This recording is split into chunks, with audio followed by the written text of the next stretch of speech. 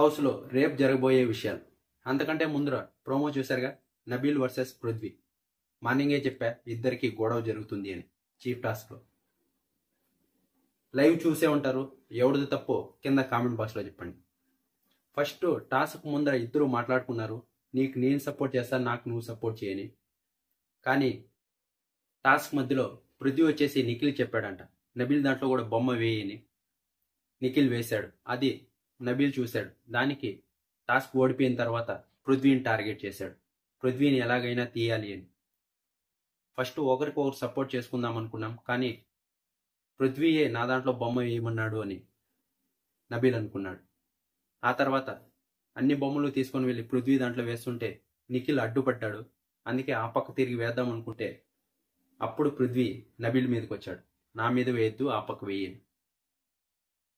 ఇక్కడ పృథ్వీదే తప్పు, పృథ్వీనే కావాలని నబీల్ మీదకి వచ్చాడు.